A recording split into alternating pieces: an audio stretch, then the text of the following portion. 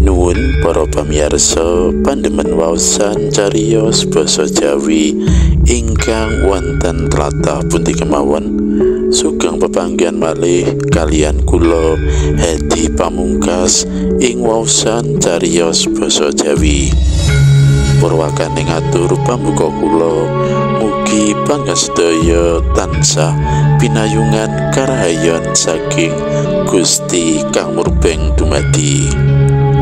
Ing kalodhangan menika kula badhe ngaturaken salah setunggaling cariyos cekak anggitanipun Teguh Budi Haryanto kanthi irah-irahan Kena Gendam.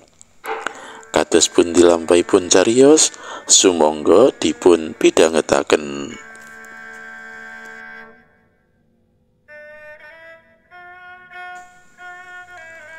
Pak Rusmin yuswane kira-kira 67 taun, jaman isih timur pakaryane supir angkutan umum.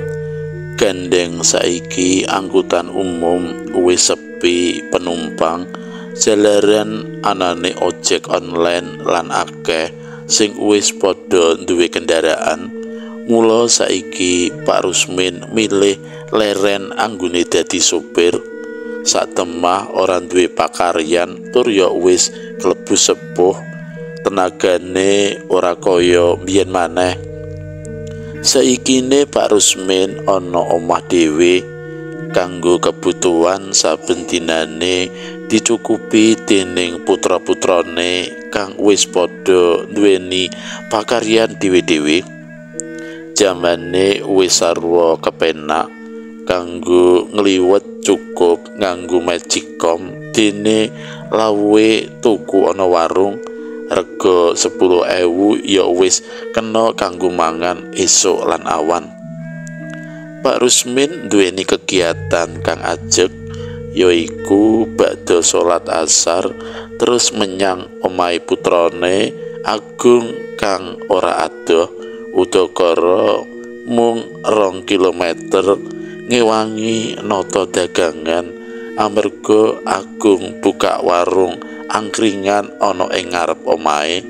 Mengko sawise rampung ngrewangi nata dagangan, banjur mulih karo nggawa sega kucing 2 bungkus lan gorengan. Anggone menyang omahe Agung saben dinane Pak Rusmin numpak sepeda ontel, idep-idep karo olah salira.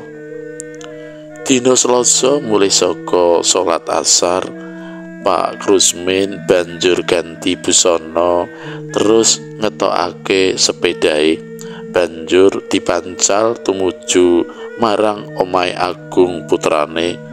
Nanging nembe wae tekan Ratan Gedhe udakara 100 meter dumadakan ana mobil Avanza ireng mudhun saka Ratan, banjur mandheg ana ngarepe Pak Rusmin.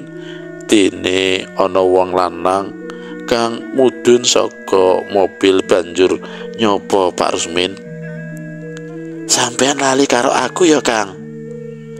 Kandhane wong mau marang Pak Rusmin karo ngelungake tangane ngajak salaman.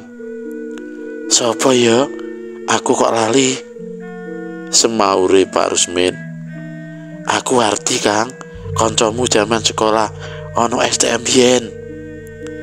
Pak Rusmin tambah bingung pikirane amarga rumangsane jaman sekolah ana STM biyen ora ana kancane kang jenenge Wardi. "Wis ya, leh mbajutake cerita ana jero mobil karo lungguh supaya enak," pangajake wong mau karo gandeng tangane Pak Rusmin.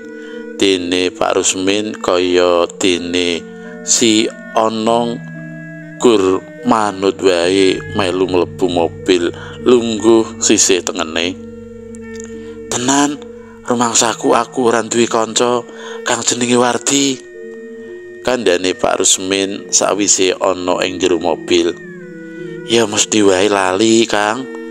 Karang wis 45 taun ora ketemu," Semaure wong mau kang ngaku jenenge Wardi, Pak Rusmin isih ora percaya, malah saiki pikirane tambah bingung. Nerawang tekan jamane sekolah ana STM biyen, nanging tetep ora rumangsa duwe kanca kang jenenge Wardi.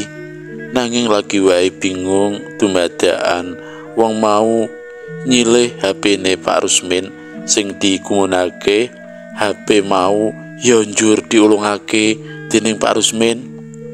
Nyoh gur HP elek, asal kena kanggo komunikasi, kandhane Pak Rusmin karo ngelungake HP-ne. Sabanjure wong mau kandha maneh marang Pak Rusmin. "Sampean kagungan duit ora?" pitakone wong mau kang ngaku aran Wardi. "Ya ana iki gur 50.000, semaure Pak Rusmin. "Kene dasile kanggo nambahi angin. Kaya-kaya ben mobilku kurang angin, ditumpaki rada ora kepenak," alesane wong mau. Pak Rusmin ya banjur ngelungake duwite sing pancen gur duwe 50.000 rupiah. Tanpa duweni pikiran eman, sawise pawongan mau nampa duit saka Pak Rusmin, banjur medun buka lawang mobil karo kondo. "Ya wis, aku dak mbacutake lakuku maneh." Pak Rusmin banjur mudhun saka mobil lan nyandak sepedahe, banjur mbacutake laku menyang omahe putrane. Sakwise sepeda mlaku rada sawetara, Pak Rusmin nembe eling menawa dheweke nembe wae kapusan. "Astagfirullahaladzim," Pak Rusmin istighfar sakwise eling. "Jebul aku bar kapusan ya," ngendikane Pak Rusmin ing jero ati. Ora suwe sepeda wis tekan ngarep omahe putrane. Sepeda banjur distandar lan Pak Rusmin lungguh ana lincak pring karo meneng wae saja bingung. Putrane metu weruh bapake lungguh kaya wong bingung, banjur takon kanthi sareh, "Bapak wonten napa kok ketingal kados bingung?" Pangucape Agung, "Bapak nembe wae kapusan ana dalan wetan kono mau kok Mas," semaure Pak Rusmin. "Lah kapusan kepripun ta Pak?" pitakone Agung. Pak Rusmin banjur cerita werna-werna wiwit kedadian tekan pungkasan kang nembe wae dilakoni.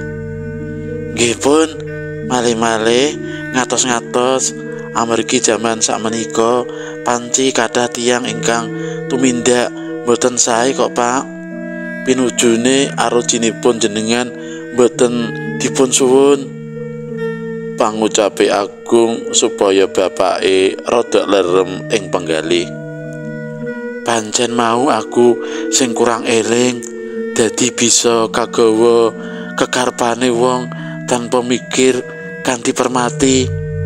Tak akoni Bapak luput Mas," semaure Pak Rusmin banjur menyat saka anggone lungguh lan natani dagangan ana grobogan angkring kang wis mapan ana ngarep omah. Sawise rampung leh ngrewangi putrane, Pak Rusmin banjur pamitan karo ora lali nggawa sego kucing 2 wungkus lan gorengan. "Ya wis, Bapak arep mulih," pamite Pak Rusmin marang putrane. "Nggih Bapak, ngatos-atos."